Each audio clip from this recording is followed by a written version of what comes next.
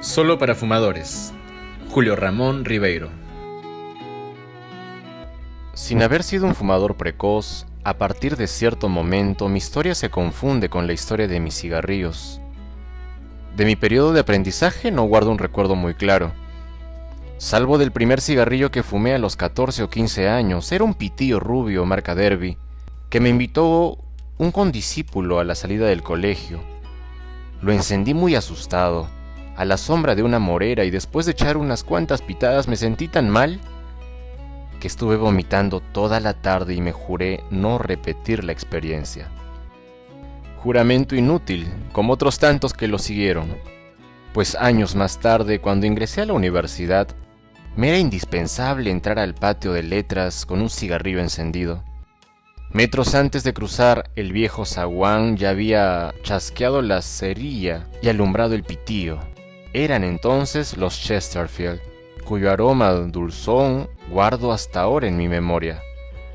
Un paquete me duraba 2 o 3 días y para poder comprarlo tenía que privarme de otros caprichos, pues en esa época vivía de propinas.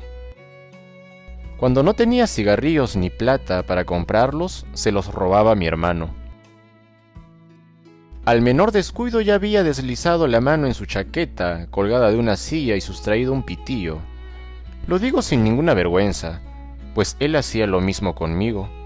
Se trataba de un acuerdo tácito, y además de una demostración de que las acciones reprensibles, cuando son recíprocas y equivalentes, crean un statu quo y permiten una convivencia armoniosa. Al subir de precio los Chesterfield se volatizaron de mis manos y fueron reemplazados por los Inca, negros y nacionales. Veo aún su paquete amarillo y azul con el perfil de un Inca en su envoltura. No debía ser muy bueno este tabaco, pero era el más barato que se encontraba en el mercado.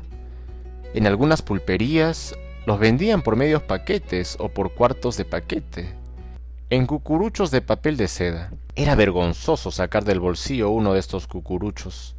Yo siempre tenía una cajetilla vacía en la que metía los cigarrillos comprados al menudeo. Aún así, los Inca eran un lujo comparados con otros cigarrillos que fumé en esos tiempos. Cuando mis necesidades de tabaco aumentaron, sin que ocurriera lo mismo con mis recursos, un tío militar me traía del cuartel cigarrillos de tropa, amarrados en sartas como si fuesen cohetes, producto repugnante, donde se encontraban pedazos de corcho, astillas, pajas y unas cuantas hebras de tabaco, pero no me costaban nada y se fumaban. No sé si el tabaco es un vicio hereditario. Papá era un fumador moderado, que dejó el cigarrillo a tiempo cuando se dio cuenta de que le hacía daño.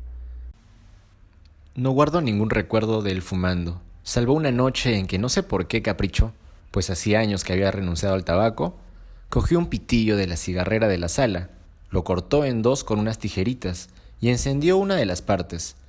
A la primera pitada lo apagó diciendo que era horrible. Mis tíos, en cambio, fueron grandes fumadores, y es conocida la importancia que tienen los tíos en la transmisión de los hábitos familiares y modelos de conducta. Mi tío paterno, George, llevaba siempre un cigarrillo en los labios y encendía el siguiente con la colilla del anterior. Cuando no tenía un cigarrillo en la boca tenía una pipa. Murió de cáncer al pulmón. Mis 4 tíos maternos vivieron esclavizados por el tabaco. El mayor murió de cáncer a la lengua, el segundo de cáncer a la boca, y el tercero de un infarto. El cuarto estuvo a punto de reventar a causa de una úlcera estomacal perforada, pero se recuperó y sigue de pie y fumando. De uno de estos tíos maternos, el mayor, guardo el primer y más impresionante recuerdo de la pasión por el tabaco. Estábamos de vacaciones en la hacienda Tulpo, a 8 horas a caballo de Santiago de Chuco, en los Andes septentrionales. A causa del mal tiempo no vino el arriero que traía semanalmente provisiones a la hacienda, y los fumadores quedaron sin cigarrillos. Tío Paco pasó 2 o 3 días paseándose desesperado por las arcadas de la casa, subiendo a cada momento al mirador para otear el camino de Santiago. Al fin no pudo más, y a pesar de la oposición de todos, para que no ensillara un caballo escondimos las llaves del cuarto de monturas. Se lanzó a pie rumbo a Santiago, en plena noche y bajo un aguacero atroz. Apareció al día siguiente, cuando terminábamos de almorzar. Por fortuna se había encontrado a medio camino con el arriero. Entró al comedor empapado, embarrado, calado de frío hasta los huesos, pero sonriente y con un cigarrillo humeando entre los dedos. Cuando ingresé a la Facultad de Derecho conseguí un trabajo por horas donde un abogado, y pude disponer así de los medios necesarios para asegurar mi consumo de tabaco. El pobre Inca se fue al diablo, lo condené a muerte como un vil conquistador y me puse al servicio de una potencia extranjera. Era entonces la boga de Lucky. Su linda cajetilla blanca con un círculo rojo fue mi símbolo de estatus y una promesa de placer. Miles de estos paquetes pasaron por mis manos y en las volutas de sus cigarrillos están envueltos mis últimos años de derecho y mis primeros ejercicios literarios. Por ese círculo rojo entro forzosamente cuando invoco esas altas noches de estudio en las que me amanecía con amigos la víspera de un examen. Por suerte no faltaba nunca una botella, aparecida no sabía cómo, y que le daba al fumar su complemento y al estudio su contrapeso. Y esos paréntesis en los que, olvidándonos de códigos y legajos, dábamos libre curso a nuestros sueños de escritores, todo ello naturalmente en un perfume de Lucky. El fumar se había ido ya enhebrando con casi todas las ocupaciones de mi vida. Fumaba no solo cuando preparaba un examen, sino cuando veía una película, cuando jugaba ajedrez, cuando abordaba a una guapa, cuando me paseaba solo por el malecón, cuando tenía un problema, cuando lo resolvía. Mis días estaban así recorridos por un tren de cigarrillos, que iba sucesivamente encendido y apagando, y que tenían cada cual su propia significación y su propio valor. Todos me eran preciosos, pero algunos de ellos se distinguían de los otros por su carácter sacramental, pues su presencia era indispensable para el perfeccionamiento de un acto. El primero del día después del desayuno, el que encendía al terminar de almorzar y el que sellaba la paz y el descanso luego del combate amoroso. ¡Ay, mísero de mí! ¡Ay, infeliz! Yo pensaba que mi relación con el tabaco estaba definitivamente concertada y que en adelante mi vida transcurriría en la amable, fácil, fidelísima y hasta entonces inocua compañía de Lucky.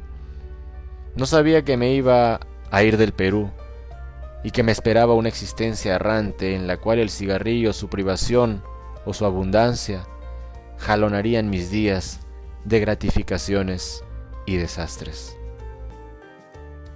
Mi viaje en barco a Europa fue un verdadero sueño para un tabaquista como yo, no solo porque podía comprar en puertos libres o a marineros contrabandistas cigarrillos a precios regalados, sino porque nuevos escenarios dotaron al hecho de fumar de un marco privilegiado, verdaderos cromos, por decirlo así, fumar apoyado en la borda del transatlántico mirando los peces voladores del Caribe, o hacerlo de noche en el barco de segunda jugando una encarnizada partida de dados con una banda de pasajeros mafiosos.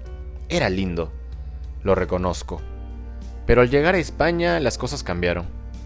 La beca que tenía era pobrísima y después de pagar el cuarto, la comida y el trolebús no me quedaba casi una peseta.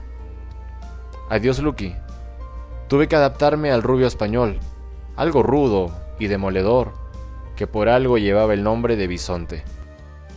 Por fortuna estábamos en tierra ibérica, y la pobre España franquista se las había arreglado para hacerle la vida menos dura a los fumadores menesterosos. En cada esquina había un viejo o una vieja que vendían en canastillas cigarrillos al detalle. A la vuelta de mi pensión montaba guardia un mutilado de la guerra civil al que le compraba cada día uno o varios cigarrillos, según mi disponibilidad. La primera vez que éstas se agotaron, me armé de valor y me acerqué a él para pedirle un cigarrillo fiado. No faltaba más, vamos, los que quiera. Me los pagará cuando pueda. Estuve a punto de besar al pobre viejo. fue el único lugar del mundo donde fumé al fiado. Los escritores por lo general han sido y son grandes fumadores, pero es curioso que no hayan escrito libros sobre el vicio del cigarrillo como si han escrito sobre el juego, la droga o el alcohol. ¿Dónde están el Dostoyevsky, el de Kinsey o el Malcolm Lowry del cigarrillo?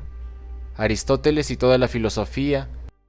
No hay nada comparable al tabaco. Quien vive sin tabaco no merece vivir. Ignoro si Molière era fumador. Si bien en esa época el tabaco se aspiraba, la primera referencia literaria al tabaco que conozco data del siglo XVII y figura en el Don Juan de Molière. La obra arranca con esta frase: diga lo que diga por la nariz o se mascaba. Pero esa frase me ha parecido siempre precursora y profunda, digna de ser tomada como divisa por los fumadores. Los grandes novelistas del siglo XIX, Balzac, Dickens, Tolstoy, ignoraron por completo el problema del tabaquismo, y ninguno de sus cientos de personajes, por lo que recuerdo, tuvieron algo que ver con el cigarrillo. Para encontrar referencias literarias a este vicio hay que llegar al siglo XX. En La montaña mágica, Thomas Mann pone en labios de su héroe Hans Castorp estas palabras: no comprendo cómo se puede vivir sin fumar. Cuando me despierto me alegra saber que podré fumar durante el día, y cuando como tengo el mismo presentimiento. Sí, puedo decir que como para fumar. Un día sin tabaco sería el colmo del aburrimiento. Sería para mí un día absolutamente vacío e insípido, y si por la mañana tuviese que decirme, hoy no puedo fumar, creo que no tendría el valor para levantarme. La observación me parece muy penetrante y revela que Thomas Mann debió ser un fumador encarnizado, lo que no le impidió vivir hasta los 80 años. Pero el único escritor que ha tratado el tema del cigarrillo extensamente, con una agudeza y un humor insuperables, es Italo Svevo, quien le dedica 30 páginas magistrales en su novela La conciencia de Zeno. Después de él no veo nada digno de citarse, salvo una frase en el diario de André Gide, que también murió octogenario y fumando: escribir es para mí un acto complementario al placer de fumar. El mutilado español que me fiaba cigarrillos fue un santo varón y una figura celestial que no encontraré más en mi vida. Estaba ya entonces en París, y allí las cosas se pusieron color de hormiga. No al comienzo, pues cuando llegué, disponía de medios para mantener adecuadamente mi vicio, y hasta para adornarlo. Las surtidas tabaquerías francesas me permitieron explorar los dominios inglés, alemán, holandés en su gama rubia más refinada, con la intención de encontrar, gracias a comparaciones y correlaciones, el cigarrillo perfecto. Pero a medida que avanzaba en estas pesquisas, mis recursos fueron disminuyendo a tal punto que no me quedó más remedio que contentarme con el ordinario tabaco francés. Mi vida se volvió azul, pues azules eran los paquetes de Gauloises y de Gitanes. Era tabaco negro además, de modo que mi caída fue doblemente infamante. Ya para entonces el fumar se había infiltrado en todos los actos de mi vida, al punto que ninguno, salvo el dormir, podía cumplirse sin la intervención del cigarrillo. En este aspecto llegué a extremos maníacos y demoníacos, como el no poder abrir una carta importantísima y dejarla horas de horas sobre mi mesa hasta conseguir los cigarrillos que me permitieran desgarrar el sobre y leerla. Esa carta podía incluso contener el cheque que necesitaba para resolver el problema de mi falta de tabaco. Pero el orden no podía ser invertido. Primero el cigarrillo y después la apertura del sobre y la lectura de la carta. Estaba pues instalado en plena insania y maduro ya para peores concesiones y bajezas. Ocurrió que un día no pude ya comprar ni cigarrillos franceses, y en consecuencia leer mis cartas, y tuve que cometer un acto vil: vender mis libros. Eran apenas 200 o algo así, pero eran los que más quería, aquellos que arrastraba durante años por países, trenes y pensiones que habían sobrevivido a todos los avatares de mi vida vagabunda. Yo había ido dejando por todo sitio abrigos, paraguas, zapatos y relojes, pero de estos libros nunca había querido desprenderme. Sus páginas anotadas, subrayadas o manchadas conservaban las huellas de mi aprendizaje literario y en cierta forma de mi itinerario espiritual. Todo consistió en comenzar. Un día me dije, este Valeri vale quizás un cartón de rubios americanos, en lo que me equivoqué, pues el buquinés que lo aceptó me pagó apenas con qué comprar un par de cajetillas. Luego me deshice de mis Balzac, que se convertían automáticamente en sendos paquetes de Lucky. Mis poetas surrealistas me decepcionaron, pues no daban más que para un Players británico. Un Ciro Alegría dedicado, en el que puse muchas esperanzas, fue solo recibido porque le añadí de paso el teatro de Chekhov. A Flaubert lo fui soltando de a poquitos, lo que me permitió fumar durante una semana los primitivos Gauleuses. Pero mi peor humillación fue cuando me animé a vender lo último que me quedaba. 10 ejemplares de mi libro Los gallinazos sin plumas, que un buen amigo había tenido el coraje de editar en Lima. Cuando el librero vio la tosca edición en español, de autor desconocido, estuvo a punto de tirármela por la cabeza. Aquí no aceptamos esto. Vaya a Gilbert, donde compran libros al peso. Fue lo que hice. Volví al hotel con un paquete de gitanes. Sentado en mi cama encendí un pitillo y quedé mirando mi estante vacío. Mis libros se habían hecho literalmente humo. Días más tarde, erraba desesperadamente por los cafés del barrio latino en busca de un cigarrillo. Había comenzado el verano, cruel verano. Todos mis amigos o conocidos, por pobres que fuesen, habían abandonado la ciudad en auto, stop, en bicicleta o como sea rumbo a la campiña o a las playas del sur. París me parecía poblado de marcianos. Al llegar la noche, con apenas un café en el estómago y sin fumar, estaba al borde de la paranoia. Una vez más recorrí el Boulevard Saint-Germain, empezando por el Museo Cluny, en dirección a la Plaza de la Concordia. Pero en lugar de inspeccionar las terrazas atestadas de turistas, mis ojos tendían a barrer el suelo. ¿Quién sabe? A lo mejor podía encontrar un billete caído, una moneda o una colilla. Vi algunas, pero estaban aplastadas o mojadas. O pasaba en ese momento gente y un resto de dignidad me impedía recogerlas. Cerca de medianoche estaba en la Plaza de la Concordia, al pie del obelisco cuya epijada figura no tenía para mí otro simbolismo que el de un gigante cigarro. Dudaba entre seguir mi ronda hacia los grandes bulevares o si regresar derrotado a mi hotelito de la Rue de l'Arpe.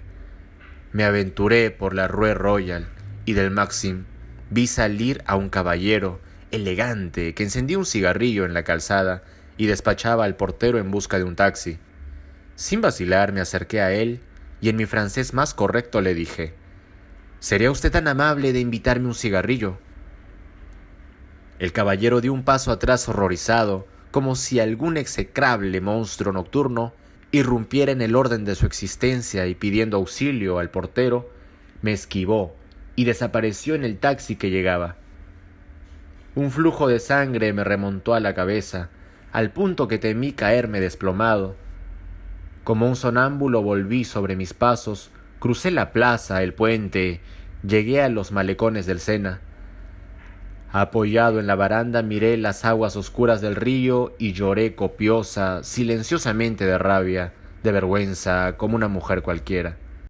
Este incidente me marcó tan profundamente que a raíz de él tomé una determinación irrevocable. No ponerme nunca más, pero nunca más en esa situación de indigencia que me forzara a pedirle cigarrillos a un desconocido. Nunca más. En adelante debía ganar mi tabaco con el sudor de mi frente. Sabía que estaba viviendo un periodo de prueba y que vendrían mejores tiempos. Pero por el momento me lancé como un lobo sobre la menor ocasión de trabajo que se me presentó. Por duro desdeñado que fuese, y al día siguiente estaba haciendo cola ante la oficina de Ramassage de Vieux Horners y me convertí en un recolector de papel de periódico. Fue el primer trabajo físico que realicé y uno de los más fatigosos, pero también uno de los más exaltantes, pues me permitió conocer no solo los pliegues más recónditos de París, sino aquellos más secretos de la naturaleza humana. A cada cual nos daban un triciclo y una calle. y uno debía partir pedaleando hasta su calle e ir de edificio en edificio, de piso en piso y de puerta en puerta, pidiendo periódicos viejos para los pobres estudiantes. Hasta llenar el triciclo y regresar a la oficina, con lluvia, por las calles planas o calles empinadas. Conocí barrios lujosos y barrios populares. Entré a palacetas y buhardillas. Me tropecé con porteras hórridas que me expulsaron como un mendigo. Viejitas que a falta de periódicos me regalaban un franco. Burgueses que me tiraron las puertas en las narices. Solitarios que me retuvieron para que compartiera su tristeza pitanza. Solteronas en celo que esbozaron gestos equívocos e iluminados que me propusieron fórmulas de salvación espiritual. Sea como fuese, en 10 o más horas de trabajo lograba reunir el papel suficiente para pagar cotidianamente hotel, comida y cigarrillos. Fueron los más éticos que fumé, pues los conquisté echando el bofe, y también los más patéticos, ya que no había nada más peligroso que encender y fumar un pitillo cuando descendía una cuesta embalado con 300 kilos de periódicos en el triciclo. Por desgracia, este trabajo duró solo unos meses. Quedé nuevamente al garete, pero fiel a mi propósito de no mendigar más un cigarrillo, me los gané trabajando como conserje de un hotelucho, cargador de estación ferroviaria, repartidor de volantes, pegador de afiches y finalmente cocinero ocasional en casa de amigos y conocidos. Fue en esa época que conocí a Panchito y pude disfrutar durante un tiempo de los cigarrillos más largos que había visto en mi vida, gracias al amigo más pequeño que he tenido. Panchito era un enano y fumaba Pall Mall. Que fuera un enano me parece quizás exagerado, pues siempre tuve la impresión de que crecía conforme lo frecuentaba. Lo cierto es que lo conocí desnudo como un gusano y en circunstancias melodramáticas. Un amigo me invitó a cocinar a su estudio, y cuando llegué encontré la puerta entreabierta y en la cama un bulto cubierto con las sábanas. Pensé que era mi amigo, que se había quedado dormido, y para hacerle una broma, jalé las sábanas de un tirón gritando: ¡Pólice! Para mi sorpresa, quien quedó al descubierto fue un cholo calato, lampiño y minúsculo, que dando un salto agilísimo, se puso de pie y quedó mirándome aterrado, con su carota de caballo.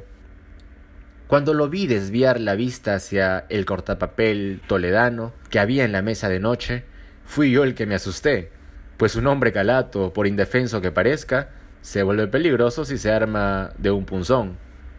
«Soy amigo de Carlos», exclamé. A buena hora, el hombrecito sonrió, se cubrió con una bata y me estiró la mano, justo cuando llegaba Carlos con la bolsa de provisiones. Carlos me lo presentó como a un viejo pata que había alojado por esa noche mientras se encontraba un hotel. Panchito, entretanto, había sacado debajo de la cama 2 voluminosas maletas. Una desbordaba de ropa muy fina y la otra de botellas de whisky y de cartones de una marca de cigarrillos desconocida entonces en Francia, Pall Mall. Cuando me estiró el primer paquete de los primeros 15 que veía, me di cuenta de que Panchito era menos pequeño de lo que suponía. A partir de ese día, Panchito, yo y los Pall Mall formamos un trío inseparable. Panchito me adoptó como su acompañante, lo que equivalía a haberme extendido un contrato de trabajo que asumí con una responsabilidad profesional. Mi función consistía en estar con él. Caminábamos por el barrio latino, tomábamos copetines en las terrazas de los cafés, comíamos juntos, jugábamos una que otra partida de billar. Rara vez entrábamos a un cine, pero sobre todo conversábamos a lo largo del día y parte de la noche. Él corría con todos los gastos, y al despedirse me dejaba algunos billetes en la mano, e invariablemente una cajetilla de Pall Mall. A pesar de tan estrecho contacto, yo no sabía realmente quién era Panchito y a qué se dedicaba. De mis largas conversaciones con él, saqué en limpio muchas cosas, pero no las suficientes, como para adquirir una certeza. Sabía que su infancia en Lima fue pobrísima, que de joven dejó el Perú para recorrer casi toda América Latina, que le encantaba vestirse bien, con chalecos, sombreros, zapatos Weston de tacos muy altos, por lo cual, la primera vez que salimos juntos me pareció que había dado un pequeño estirón, que el oro lo fascinaba, pues eran de oro su reloj, su lapicero, sus gemelos, su encendedor, su anillo con rubí y sus prendedores de corbata, que odiaba las fuerzas del orden y hacía lo indecible para volverse transparente cada vez que pasaba un policía, que el fajo de billetes que llevaba en el bolsillo de su pantalón era aparentemente inagotable, que a medianoche desaparecía en las sombras con rumbo desconocido, sin que nadie supiese dónde se albergaba. Con el tiempo, algunos de mis amigos lo conocieron y formaron en torno de él un cortejo de artistas mendicantes que habían encontrado amparo en un enigmático cholo peruano. A Panchito le encantaba estar rodeado por estos 5 o 6 blanquitos miraflorinos, hijos de esa burguesía peruana que lo había menospreciado y a los que daba de comer, de beber y de vivir, como si encontrara un placer aberrante en devolver con dádivas lo que había recibido en humillaciones. A Santiago le pagó sus cursos de violín, a Luis le consiguió un taller para que pintara, y a Pedro le financió la edición de una plaqueta de poemas invendible. Panchito era así, entre otras cosas, un mecenas, pero no aceptaba nada de vuelta, ni las gracias. Uno de los últimos recuerdos que guardo de él, antes de su desaparición definitiva, ocurrió una noche invernal, eléctrica y viciosa. Pasada la medianoche quedábamos Panchito, Santiago y yo tomando el vino del estribo en el mostrador del Relais del Odeón. Cerraban el bar, éramos los últimos clientes. Los mozos ponían las sillas sobre las mesas y barrían las baldosas. En el espejo del bar vimos 3 siluetas inmóviles en la calzada, 3 árabes cubiertos con espesos abrigos negros. Santiago nos contó entonces que días atrás, en ese mismo bar, un árabe había intentado manosear a una francesa y que él, movido por un sentimiento incauto de justiciero latino, salió en su defensa y se lió a puñetazos con el musulmán, poniéndolo en fuga luego de romperle una silla en la cabeza, dentro de la mejor tradición de los westerns. Puesto que de films se trata, estábamos viviendo ahora un film policial, ya que según Santiago uno de los 3 árabes que estaban en la calzada era aquel al que derrotó y que se alejó jurando venganza. Pues ahora estaba allí, en esa noche solitaria e inclemente, acompañado por 2 secuaces, esperando que saliéramos del bar para cumplir su vendetta. ¿Qué hacer? Santiago era alto, ágil y buen peleador, pero yo un intelectual esmirriado y Panchito un peruano bajito con sombrero y chaleco. ¿Cómo enfrentarse a esos 3 hijos de Alá, armados posiblemente de corvas navajas? Salgamos tranquilamente, dijo Panchito. Fue lo que hicimos y nos encaminamos por el centro de la pista desierta y lóbrega, hacia la Rue de Buxy. A los 50 metros volvimos la cabeza y vimos que los 3 árabes, con las manos en los bolsillos de sus abrigos peludos, aceleraban el paso y se acercaban. «Sigan nomás ustedes», dijo Panchito. «Yo les doy el alcance después». Santiago y yo continuamos nuestro camino y un trecho más allá nos detuvimos para ver qué pasaba. Vimos entonces que Panchito, de espaldas a nosotros, parlamentaba con los 3 musulmanes que a su lado parecían 3 sombrías montañas. En la mano de uno de ellos refulgió un cuchillo, pero lejos de amedrentarse, Panchito avanzó y sus contrincantes dieron un paso atrás y luego otro y otro, a medida que se iban empequeñeciendo y Panchito agrandando, hasta que al fin se esfumaron en la oscuridad y desaparecieron. Panchito volvió calmadamente hacia nosotros, encendiendo en el trayecto uno de los larguísimos Pall Mall. «Asunto arreglado», dijo echándose a reír. «Pero, ¿qué has hecho?», le preguntó Santiago.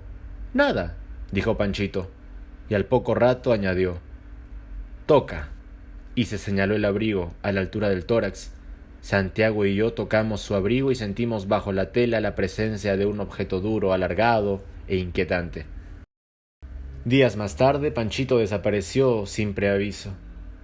Lo esperé durante horas en el café Mabilón, donde diariamente nos dábamos cita antes del almuerzo para tomar el primer aperitivo y emprender una de nuestras largas y erráticas jornadas. Fui a ver a mi amigo Carlos, quien me dijo ignorar dónde estaba.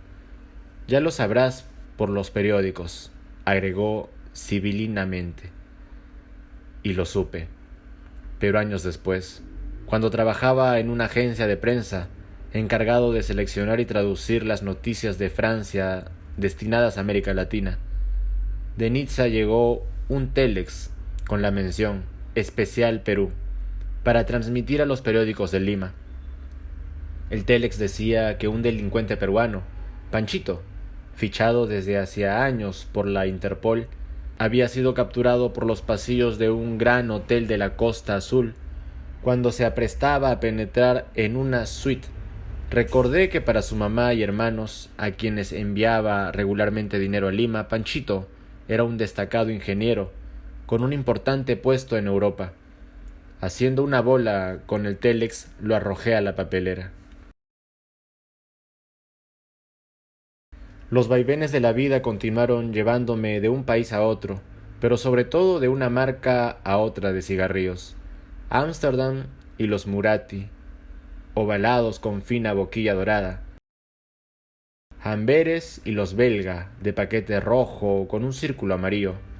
Londres, donde intenté fumar pipa, a lo que renuncié porque me pareció muy complicado, y porque me di cuenta que no era ni Sherlock Holmes, ni lobo de mar, ni inglés. Múnich, finalmente, donde a falta de sacar mi doctorado en filología romántica, me gradué como experto en cigarrillos teutones, que para decirlo crudamente me parecieron mediocres y sin estilo.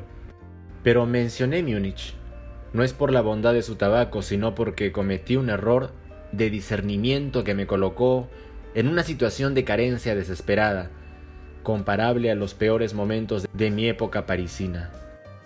Gozaba entonces de una módica beca, pero que me permitía comprar todos los días mi paquete de Rotendelt en un kiosco callejero, antes de tomar el tranvía que me llevaba a la universidad.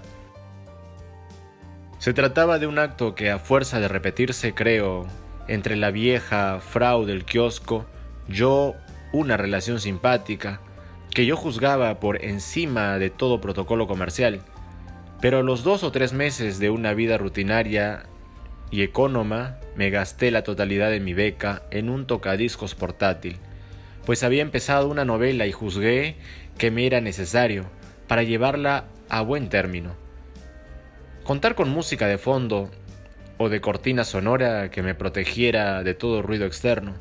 La música la obtuve y la cortina también, y pude avanzar mi novela.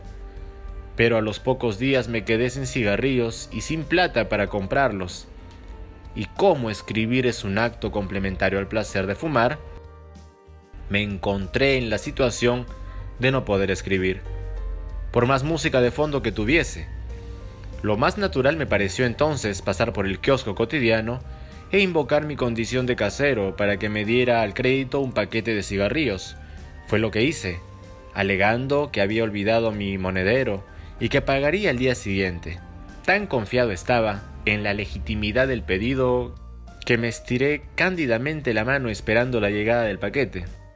Pero al instante tuve que retirarla, pues la frau cerró de un tirón la ventanilla del kiosco y quedó mirándome tras el vidrio, no solo escandalizada, sino aterrada.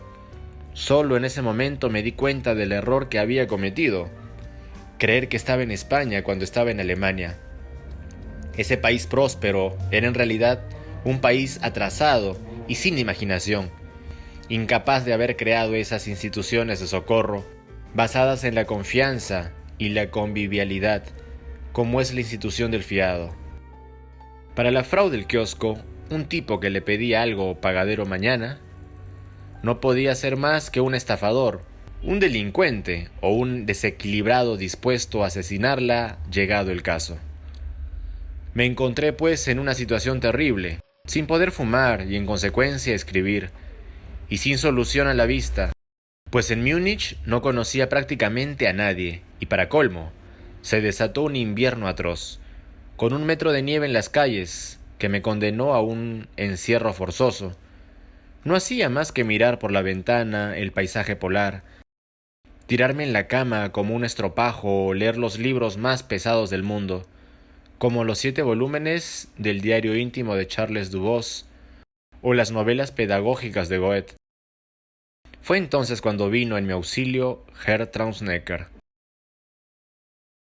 Yo estaba alojado en casa de este obrero metalúrgico, que me alquilaba una pieza con desayuno y una comida en el departamento que ocupaba en un suburbio proletario. 1 o 2 veces por semana entraba a mi cuarto en las noches para informarse sobre mis necesidades y hacerme un poco de conversación. Hombre rudo pero perspicaz, se dio cuenta de inmediato de que algo me atormentaba.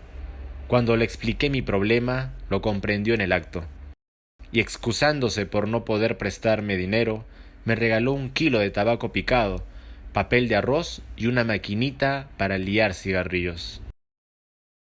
Gracias a esta maquinita, pude subsistir durante las 2 interminables semanas que me faltaban para cobrar mi siguiente mesada. Todas las mañanas, al levantarme, liaba una treintena de cigarrillos que apilaba en mi escritorio en pequeños montoncitos. Fueron los peores y mejores cigarrillos de mi vida, los más nocivos seguramente, pero los más oportunos.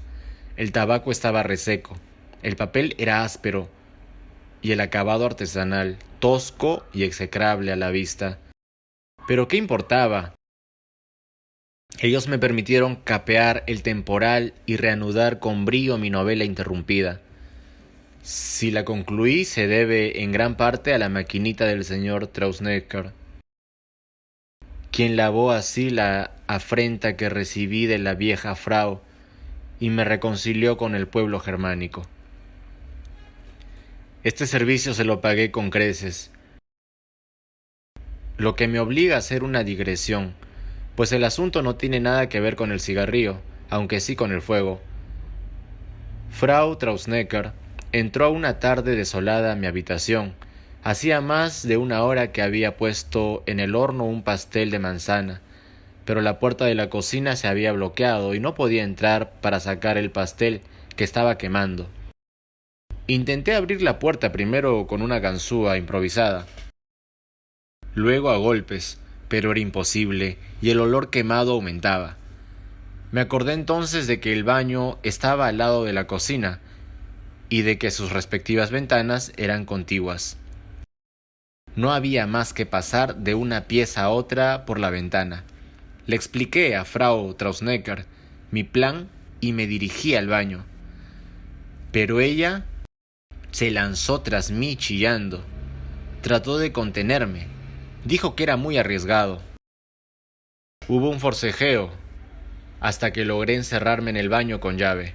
Como ella seguía protestando tras la puerta, abrí el caño de la tina y le dije que no se preocupara, que lo que en realidad iba a hacer era bañarme.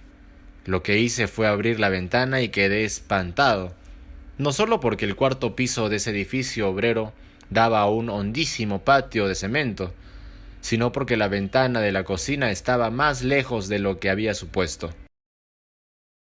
Pero ya no podía dar marcha atrás, a riesgo de cubrirme de ridículo y quedar como un fanfarrón. Me encaramé en la ventana del baño, me colgué de su borde con ambas manos y luego de un balanceo calculado salté hasta la ventana contigua y entré a la cocina, a tiempo pues la atmósfera estaba caldeada y el horno echaba humo y fuego por sus ranuras. Abrí la puerta de la pieza y Frau Traunsnecker entró, apagó la llave del horno, cortó la corriente eléctrica, sacó el pastel, que era un montículo de carbón ardiente, y lo tiró sobre el lavadero bajo un chorro de agua fría. La casa se llenó de vapor y de un insoportable olor a chamuscado, al punto que tuvimos que abrir todas las ventanas para que se aireara. Al poco rato estábamos sentados en la sala, aliviados, satisfechos y felices por haber evitado un incendio. pero un ruidito nos distrajo. Del baño llegaba el rumor del grifo abierto de la tina, y al instante vimos aparecer una lengua de agua en el pasillo. La tina se estaba desbordando. Pero ¿cómo hacer para entrar al baño? Yo le había echado llave desde el interior. No me quedó más que rehacer el camino en el sentido inverso. A pesar de las nuevas protestas de Frau Trauschnecker, de la ventana de la cocina pasé a la ventana del baño, en suicida salto sobre el abismo. Mi temeridad salvó a los Trauschnecker sucesivamente de un incendio y de una inundación. En muchas ocasiones, es tiempo de decirlo, traté de luchar contra mi dependencia del tabaco, pues su abuso me hacía cada vez más daño. Tosía, sufría de acidez, náuseas, fatiga, pérdida del apetito, palpitaciones, mareos y una úlcera estomacal que me retorcía de dolor y me forzaba a someterme regularmente a un régimen de leche y de abominables gelatinas. Empleé todo tipo de recetas, de argucias para disminuir su consumo y eventualmente suprimirlo. Escondía las cajetillas en los lugares más inverosímiles. Llenaba mi escritorio de caramelos para tener siempre a la mano algo que llevarme a la boca y succionar en vez del cigarrillo. Adquirí boquillas sofisticadas con filtros que eliminaban la nicotina. Tragué todo tipo de pastillas supuestamente destinadas a volvernos alérgicos al tabaco. Me clavé agujas en las orejas bajo la sabia administración de un acupunturista chino. Nada dio resultado. Llegué así a la conclusión de que la única manera de librarme de este yugo no era el empleo de trucos más o menos falaces, sino un acto de voluntad irrevocable, que pusiera a prueba el temple de mi carácter. Conocía gente, poca es cierto, y que siempre me inspiró desconfianza, que había resuelto de un día para otro no fumar, y lo había conseguido. Solo una vez tomé una determinación semejante. Me encontraba en Huamanga como profesor de su universidad, que acababa de reabrirse luego de 3 siglos de clausura. Esa vieja, pequeña y olvidada ciudad andina era una delicia. El camarada Gonzalo no había hecho aún su aparición ni su filosofía señalado ningún sendero luminoso. Los estudiantes, casi todos lugareños o de provincias vecinas, eran jóvenes, ignorantes, serios y estudiosos, convencidos de que les bastaría obtener un diploma para acceder al mundo de la prosperidad. Pero no se trataba de evocar mi experiencia ayacuchana. Volvamos al cigarrillo.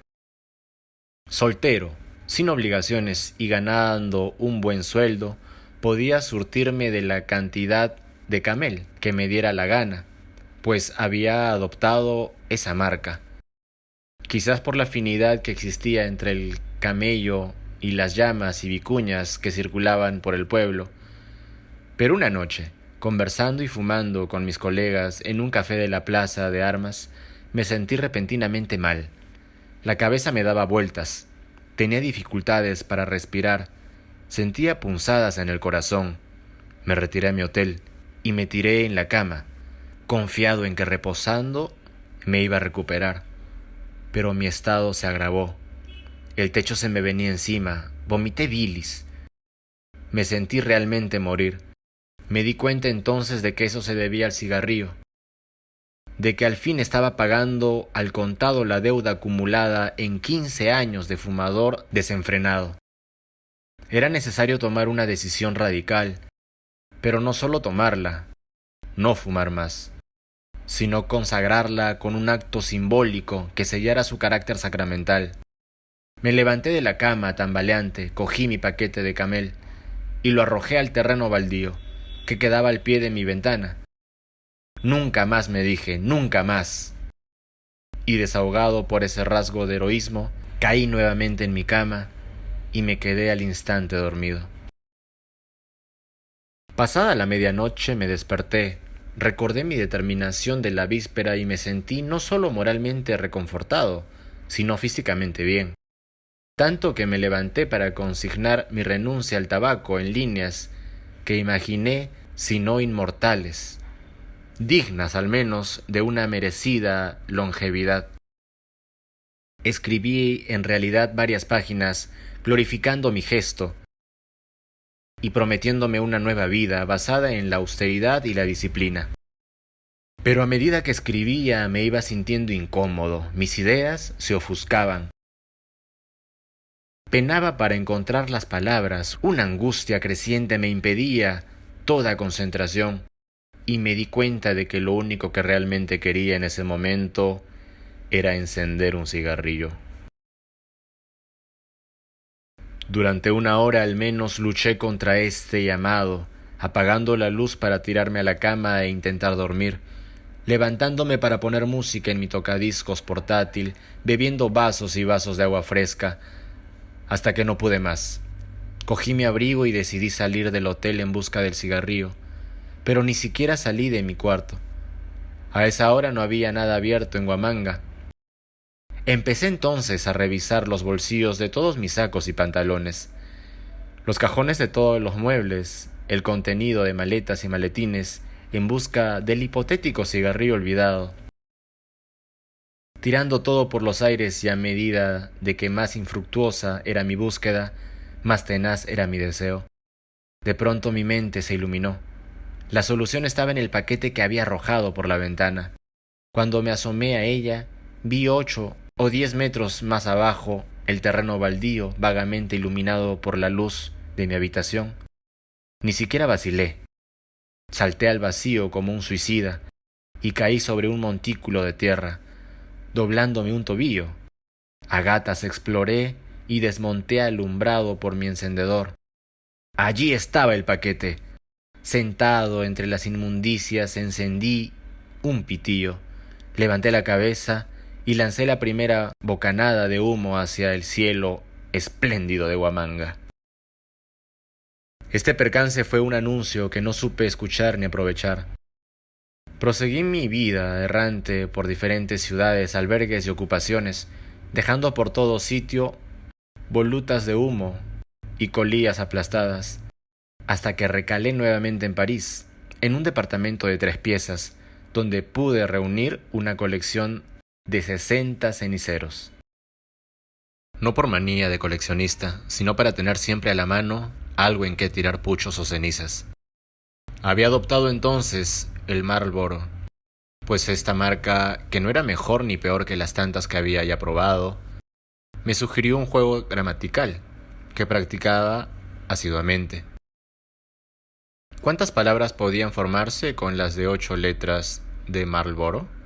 Mar, lobo, malo, árbol, bar, loma, olmo, amor, orar, bolo, etc. Me volví invencible en este juego, que impuse entre mis colegas de la agencia France Presse, donde entonces trabajaba. Dicha agencia, diré de paso, era no solo una fábrica de noticias, sino el emporio del tabaquismo. Por estadística sabía que la profesión más adicta al tabaco era la de periodista.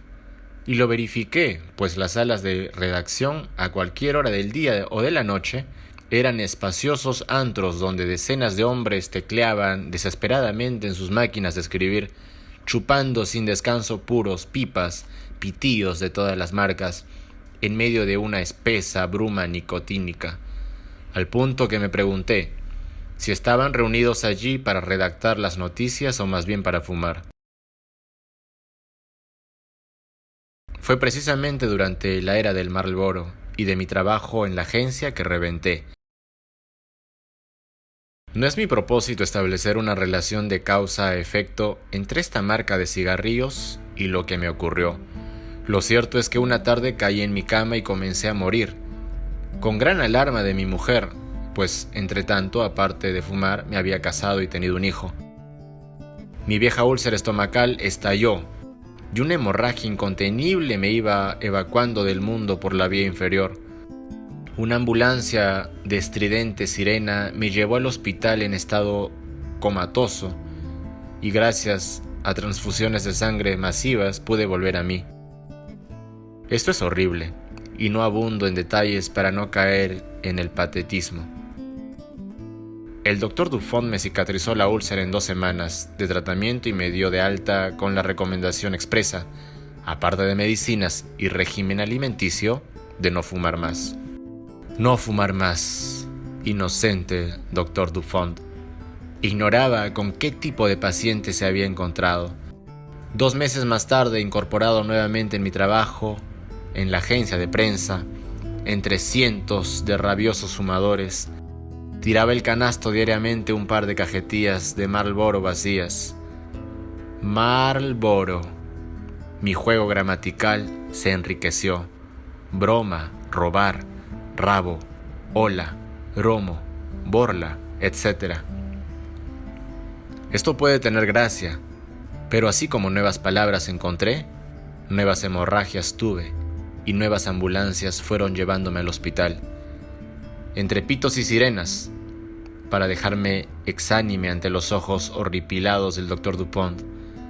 La ambulancia se convirtió en cierta forma en mi medio normal de locomoción. El doctor Dupont me devolvía siempre a casa, reencauchado después de jurarle que dejaría el cigarrillo y amenazándome que a la próxima renunciaría a paliativos y me metería cuchillo, sin contemplaciones. Amenaza que me dejaba impávido. Y la mejor prueba de ello es que a la 4ª o 5ª entrada al hospital me di cuenta de que para fumar no era necesario que me dieran de alta. Bastaba sobornar a una enfermera menor para que me comprara un paquete. De Marlboro, naturalmente, lora, orla, ramo, ropa, paro, proa, etc. Lo tenía escondido en el guardarropa dentro de un zapato. 2 o 3 veces al día sacaba un cigarrillo, me encerraba en el baño, le daba varias pitadas frenéticas y pasaba sus restos por el water closet. Diré para mi descargo que lo que contribuyó a echar por tierra mis buenos propósitos y en consecuencia fortaleció mi vicio fue una visión fugaz, pero definitiva que tuve en el hospital. El doctor Dupont, por buen especialista que fuese, ocupaba solo un rango intermedio entre los gastroenterólogos del local. En la cúspide se encontraba el patrón Dr. Bismuto, que había llegado a esta situación posiblemente gracias a su apellido profético, el Dr. Bismuto. Solo se ocupaba de casos extremadamente importantes, pero como el mío estaba a punto de convertirse en uno de ellos, el buen Dupont obtuvo el privilegio de que me hiciera una visita. Me la anunció con gran solemnidad y minutos antes de la hora prevista vino una enfermera mayor para verificar que todo estuviera en orden. Poco después, la puerta se entreabrió y en fracciones de segundos distinguí a un señor alto, escuálido y canoso, en un acto furtivo digno de un prestidigitador que se quitaba un cigarrillo de los labios, lo apagaba en la suela de su zapato y guardaba la colilla en el bolsillo de su mandil. Creí que estaba soñando, pero cuando el mandarín se acercó a mi cama, rodeado de su séquito de internos y enfermeras, noté en sus bigotes amarillentos y en sus larguísimos dedos marrones la marca infamante del fumador. ¿Qué tipo de recompensa obtenía del cigarrillo para haber sucumbido a su imperio y haberme convertido en un siervo rampante de sus caprichos? Se trataba sin duda de un vicio. Si entendemos por vicio un acto repetitivo, progresivo y pernicioso que nos produce placer, pero examinando el asunto de más cerca me daba cuenta de que el placer estaba excluido del fumar. Me refiero a un placer sensorial, ligado a un sentido particular, como el placer de la gula o la lujuria. Quizás en mis primeros años de fumador sentí un agradable sabor o aroma en el tabaco, pero con el tiempo esta sensación se había mellado, o podría decir incluso que fumar me era desagradable, pues me dejaba amarga la boca, ardiente la garganta y ácido el estómago. Si placer había, me dije, debía ser mental, como el que se obtiene del alcohol o de drogas como el opio, la cocaína o la morfina. Pero tampoco era el caso, pues fumar no me producía euforia, ni lucidez, ni estados de éxtasis, ni visiones sobrenaturales, ni me suprimía el dolor o la fatiga. ¿Qué me daba el tabaco entonces, a falta de placeres sensoriales o espirituales? Quizás placeres más difusos y sutiles, difíciles de localizar, definir y mensurar, ligados a los efectos de la nicotina en nuestro organismo. Serenidad, concentración, sociabilidad, adaptación a nuestro medio. Podía decir en consecuencia que fumaba porque necesitaba de la nicotina para sentirme anímicamente bien. Pero si lo que necesitaba era la nicotina contenida en el cigarrillo, ¿por qué diablos no recurría a los puros o al tabaco de pipa que tenía a mano cuando carecía de cigarrillos? Y eso nunca lo hice, ni en mis peores momentos, pues lo que necesitaba era ese fino, largo y cilíndrico objeto cuyo envoltorio de papel contenía hebras de tabaco. Era el objeto en sí el que me subyugaba, el cigarrillo, su forma tanto como su contenido, su manipulación, su inserción en la red de mis gestos, ocupaciones y costumbres cotidianas. Esta reflexión me llevó a considerar que el cigarrillo, aparte de una droga, era para mí un hábito y un rito. Como todo hábito, se había agregado a mi naturaleza hasta formar parte de ella, de modo que quitármelo equivalía a una mutilación, y como todo rito, estaba sometido a la observación de un protocolo riguroso, sensacionado por la ejecución de actos precisos y el empleo de objetos de culto irreemplazables. Podía así llegar a la conclusión de que fumar era un vicio que me procuraba a falta de placer sensorial, un sentimiento de calma y de bienestar difuso, fruto de la nicotina que contenía el tabaco y que se manifestaba en mi comportamiento social mediante actos rituales. Todo esto está muy bien, me dije. Era coherente y hasta bonito, pero no me satisfacía, pues no explicaba por qué fumaba cuando estaba solo y no tenía nada que pensar, ni nada que decir, ni nada que escribir, ni nada que ocultar, ni nada que aparentar, ni nada que representar. La tiranía del cigarrillo debía tener, en consecuencia, causas más profundas, probablemente subconscientes. Lejos de mí, sin embargo, el ampararme en Freud, no tanto por él, sino por sus exegetas fanáticos y mediocres que veían falos, anos y edipos por todo sitio. Según algunos de sus divulgadores, la adicción al cigarrillo se explicaba por una regresión infantil en busca del pezón materno, o por una sublimación cultural del deseo de succionar un pene. Leyendo estas idioteces, comprendí por qué Nabokov, exagerando sin duda, se refería a Freud como al charlatán de Viena. No me quedó más remedio que inventar mi propia teoría filosófica y absurda, que menciono aquí por simple curiosidad. Me dije que, según Empédocles, los 4 elementos primordiales de la naturaleza eran el aire, el agua, la tierra y el fuego. Todos ellos están vinculados al origen de la vida y a la supervivencia de nuestra especie. Con el aire estamos permanentemente en contacto, pues lo respiramos, lo expelemos, lo acondicionamos. Con el agua también, pues la bebemos, nos lavamos con ella, la gozamos en ejercicios natatorios o submarinos. Con la tierra igualmente, pues caminamos sobre ella, la cultivamos, la modelamos con nuestras manos. Pero con el fuego no podemos tener relación directa. El fuego es el único elemento de los 4 elementos empedocleanos que nos arredra, pues su cercanía o su contacto nos hace daño.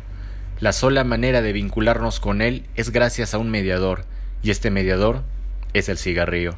El cigarrillo nos permite comunicarnos con el fuego sin ser consumidos por él. El fuego está en un extremo del cigarrillo y nosotros en el opuesto. Y la prueba de que este contacto es estrecho reside en que el cigarrillo arde, pero es nuestra boca la que expele el humo. Gracias a este invento completamos nuestra necesidad ancestral de religarnos con los 4 elementos originales de la vida.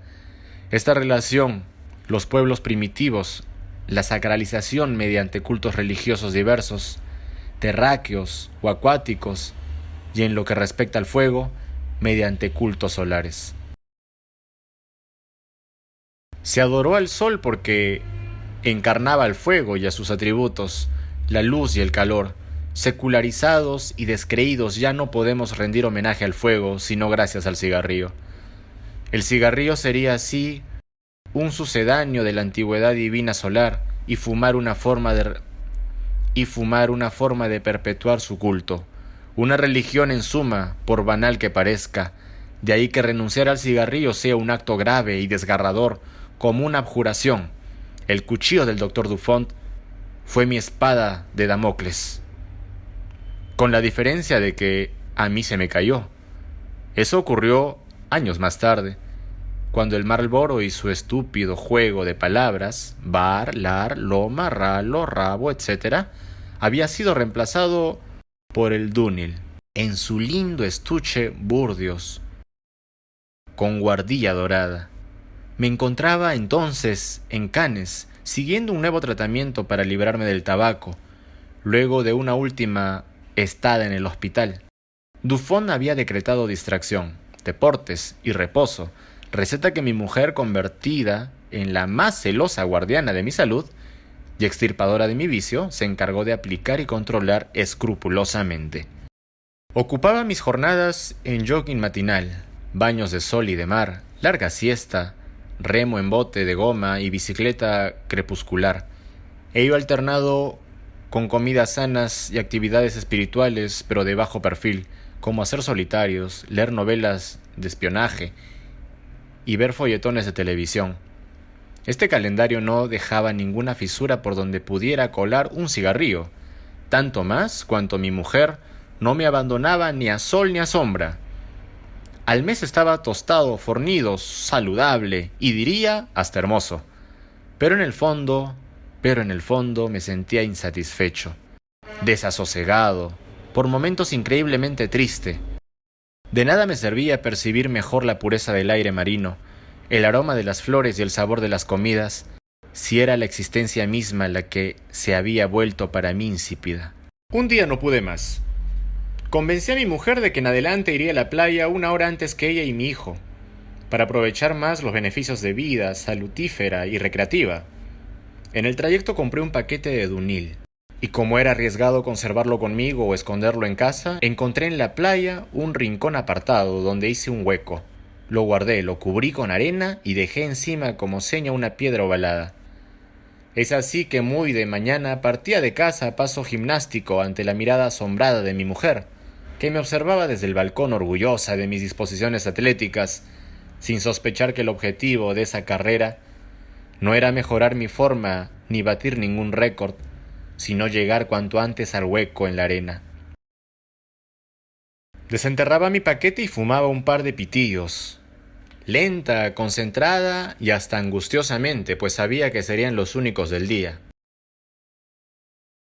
Esta estratagema, lo reconozco, no pudo servir mis gustos y halagar mi ingenio, pero me rebajó ante mi propia consideración, ya que tenía conciencia de estar violando mis promesas y traicionando la confianza de mi mujer.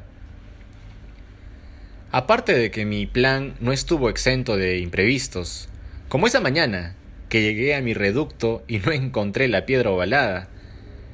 El empleado que se encargaba de rastrillar y limpiar la playa había sido reemplazado por otro más diligente, que no dejó un solo pedrusco en la arena. Por más que escarbé por un lado y otro, no di con mi cajetilla. Decidí entonces comprar 5 paquetes y hacer 5 huecos, y poner 5 señas, y dejar 5 probabilidades abiertas a mi pasión. Si uno quisiera contar prolijamente las cosas, no terminaría nunca de hacerlo. Todo debe tener un fin. Es por ello que me propongo concluir esta confesión. Aquí entramos a la parte más dramática del asunto, con la reaparición del Dr. Dufont, sus ondas y sermones, y sobre todo, su premonitorio cuchillo. Mal que bien, a pesar de mis dolencias y problemas ligados al abuso del tabaco, llegué a convivir con ellos y tirar para adelante, como se dice, tirando de paso pitada sobre pitada, hasta que fui víctima de una molestia que nunca había conocido. La comida se me quedaba atracada en la garganta y no podía pasar un bocado. Esto se volvió tan frecuente que fui a ver al Dr. Dufont, no en ambulancia esta vez para variar. Dufont se alarmó muchísimo. Me guardó en el hospital para someterme a nuevos y complicados exámenes, y a los pocos días, sin explicaciones claras, rodaba en una camilla rumbo a la sala de operaciones. Me desperté 7 horas más tarde, cortado como una res y cosido como una muñeca de trapo. Tubos, sondas y agujas me salían por todos los orificios del cuerpo. Me habían sacado parte del duodeno, casi todo el estómago y buen pedazo del esófago. Prefiero no recordar las semanas que pasé en el hospital alimentado por la vena y luego por la boca con papillas que me daban en cucharitas, ni tampoco mi segunda operación, pues Dufont se había olvidado al parecer de cortar algo y me abrió nuevamente por la misma vía, aprovechando que el dibujo en piel estaba ya trazado. Pero algo sí debo decir del establecimiento donde me enviaron a convalecer, convertido en un guiñapo humano, luego de tan rudas intervenciones. Se llamaba Clínica Dietética y de Recuperación Postoperatoria, y quedaba en las afueras de París, en medio de un extenso y hermosísimo parque. Sus habitaciones eran muy amplias y disponía de baño propio, terraza, televisión y teléfono. A ellas iban a parar los que habían sufrido graves operaciones de las vías digestivas, para que reaprendieran a comer, digerir y asimilar hasta recobrar la musculatura y el peso perdidos. Las 2 primeras semanas las pasé sin poder levantarme de la cama. Me seguía alimentando con líquidos, mazamorras y diariamente venía un fornido terapeuta que me masajeaba las piernas, me hacía levantar con los brazos pequeños barras y con la respiración cojines de arena, cada vez más pesados, que me colocaban en el tórax. Gracias a ello pude al fin ponerme de pie y dar algunos pasos por el cuarto, hasta que un día la enfermera jefa me anunció que ya estaba en condiciones de someterme al control cotidiano. ¿De qué control se trataba? Lo supuse al día siguiente, cuando vinieron a buscarme antes del desayuno. Fue la primera salida de mi habitación y mi primer contacto con los demás pensionistas de la clínica. Espantosa visión. Me encontré con una legión de seres extenuados, tristes y mancilentos, en pijama y zapatillas como yo, que hacían cola ante una balanza romana. Una enfermera los pesaba y otra anotaba el resultado en un grueso registro. Luego se arrastraban penosamente por los pasillos y desaparecían en sus habitaciones por el resto del día. Al horror siguió la reflexión. ¿A dónde diablos había ido a parar? ¿Qué disimulaba ese remedio de albergue campestre poblado de espectros? En las próximas sesiones creí vislumbrar la realidad. Ello no podía ser una clínica, sino la antesala de lo irreparable. A ese lugar enviaban a los desechos de la ciencia para que entre árboles y flores vivieran sus postrimerías en un decorado de vacaciones. La pesada era solamente el último test que permitía verificar si cabía aún la posibilidad de un milagro. Enfermo que aumentaba de peso era aquel que entre 100, 1000 o más tenía la esperanza de salir viviente de allí. Esta sospecha la comprobé cuando 2 vecinos de corredor dejaron de asistir a la pesada y luego me enteré, por una conversación entre enfermeras, de que se habían dulcemente extinguido. Ello redobló mi zozobra, lo que me impidió comer y en consecuencia aumentar de peso. Los platos que me traían, insípidos y cremosos, los pasaba por el water o los envolvía en Kleenex que echaba a la papelera. Mi mujer y algunos fieles amigos me visitaban en las tardes y hacían lo indecible, con un temple admirable para no mostrarse alarmados. Pero algunos gestos los traicionaron. Mi mujer me trajo un finísimo pijama de seda, lo que interpreté por un razonamiento tortuoso como: si te tienes que morir, que sea al menos en una pijama Pierre Cardin. Algunos amigos insistieron en tomarme fotos, dándome cuenta entonces de que se trataba de fotos póstumas, las que no alcanzaría a ver pegadas en ningún álbum familiar. Me estaba pues muriendo, o más bien dulcemente extinguiendo, como dirían las enfermeras. Cada día perdía unos gramos más de peso, y me fatigaba más someterme a la prueba de la balanza. El jefe de la clínica vino a verme y ordenó: Como última medida, que me alimentaran a la fuerza.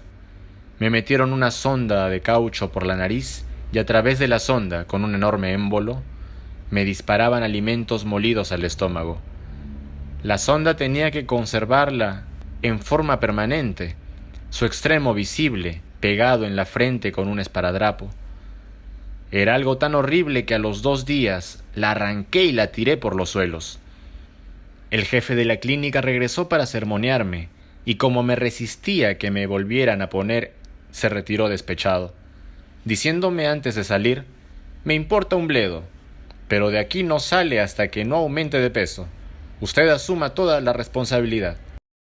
A ese imbécil no lo volví a ver más, pero a quienes vi fue a unos seres hirsutos, sucios y descamisados, que fueron surgiendo detrás de los arbustos que divisaba desde mi cama, a través de los amplios ventanales. Tras esos arbustos estaban edificando un nuevo pabellón, y como ya habían levantado el primer piso, los obreros y sus trabajadores eran visibles desde mi cuarto. Por su piel cetrina, deduje que venían de lugares cálidos y pobres: Andalucía, sur del Portugal, África del Norte. Lo que primero me sorprendió fue la celeridad y la variedad de sus movimientos. Aparecían y desaparecían subiendo ladrillos, bolsas de cemento, cubos con agua, instrumentos de albañilería, en un ir y venir continuo, que no conocía tropiezos ni improvisaciones. Imaginé el esfuerzo que hacían, y por una especie de sustitución mental me sentí terriblemente fatigado, al punto que corrí las persianas de la ventana. Pero a mediodía volví a abrirlas y comprobé que esos hombres, que yo suponía doblegados por el cansancio, estaban sentados en círculo sobre el techo, reían, se interpelaban, se comunicaban con amplios gestos. Era la pausa del almuerzo, y de portaviandas y bolsas de plástico habían sacado alimentos que engullían con avidez y botellas de vino que bebían al pico. Esos hombres eran aparentemente felices, y lo eran al menos por una razón: porque ellos encarnaban el mundo de los sanos, mientras que nosotros el mundo de los enfermos. Sentí entonces algo que rara vez había sentido: envidia, y me dije que de nada me valían 15 o 20 años de lecturas y escrituras, recluido como estaba entre los moribundos, mientras que esos hombres simples e iletrados estaban sólidamente implantados en la vida, de la que recibían sus placeres más elementales, y mi envidia redobló cuando, al término de su llantar, los vi sacar cajetillas, pecateras, papel de liar y encender sus cigarrillos de sobremesa. Esa visión me salvó. Fue a partir de ese momento que estalló en mí la chispa que movilizó toda la inteligencia y mi voluntad para salir de mi postración y en consecuencia de mi encierro. No deseaba otra cosa que reintegrarme a la vida, por ordinaria que fuese, sin otro ruego ni ambición que poder, como los albañiles, comer, beber, fumar y disfrutar de las recompensas de un hombre corriente pero sano. Para ello me era imperioso vencer la prueba de la balanza, pero como me era imposible comer en ese lugar y esa comida, recurrí a una estratagema. Cada mañana antes de la pesada metí en los bolsillos de mi pijama algunas monedas de 1 franco. Progresivamente fui añadiendo monedas de 5 francos, las más grandes y pesadas, que cambiaba al repartidor de periódicos. Logré así aumentar algunos cientos de gramos, lo que no era aún suficiente ni probatorio.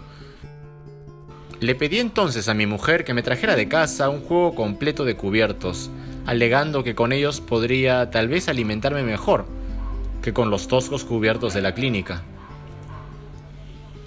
Eran los sólidos y caros cubiertos de plata que mi mujer adquirió en un momento de delirio, a pesar de mi oposición, y que ahora, desviándose de su destino, se volvían realmente preciosos. Como no podía disimularlos en mis bolsillos, los fui colocando en mis calcetines, empezando por la cucharita de café hasta llegar a la cuchara de sopa. A la semana había aumentado 2 kilos, y más todavía cuando cosía en mis calzoncillos los cubiertos de pescado. Las enfermeras estaban asombradas por esta recuperación que no iba con mi apariencia. Un galeno me visitó, revisó mis boletines de peso, me examinó e interrogó, y días más tarde, la dirección me extendió la autorización de partida. Horas antes de que mi mujer viniera a buscarme en un taxi, estaba ya de pie, mirando una vez más por la ventana a los albañiles que ágiles, ingrávidos, aéreos y diría angelicales, terminaban de levantar el segundo piso de ese nuevo pabellón de los desahuciados. De más está decir que a la semana de salir de la clínica podía alimentarme moderadamente pero con apetito. Al mes bebía una copa de tinto en las comidas. Y poco más tarde, al celebrar mi 40º aniversario, encendí mi primer cigarrillo con la quiesencia de mi mujer y el indulgente aplauso de mis amigos. A ese cigarrillo siguieron otros y otros, hasta el que ahora fumo. 15 años después, mientras mi esfuerzo por concluir esta historia, instalado en la terraza de una casita, debía tragar, contemplando a mis pies la ensenada de Marina Piccola, protegida por el escarpado monte Solaro. Hace 20 siglos el emperador Augusto estableció aquí su residencia de verano, y Tiberio vivió 10 años y construyó 10 palacios. Es cierto que ambos no fumaban, de modo que no tenían nada que ver con el tema, pero quien sí fumó fue el Vesubio, y con tanta pasión que su humo y cenizas cubrieron las viñas y viviendas de la isla, y Capri entró en un largo periodo de decadencia. Enciendo otro cigarrillo y me digo que ya es hora de poner punto final a este relato, cuya escritura me ha costado tantas horas de trabajo y tantos cigarrillos. No es mi intención sacar de él conclusión ni moraleja. Que se le tome como un elogio o una diatriba contra el tabaco me da igual.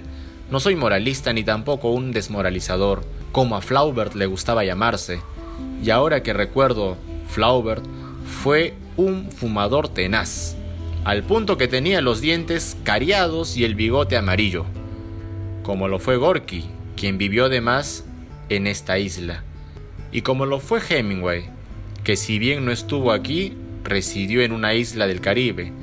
Entre escritores y fumadores hay un estrecho vínculo, como lo dije al comienzo, pero ¿no habrá otro entre fumadores e islas? Renuncio a esta nueva digresión.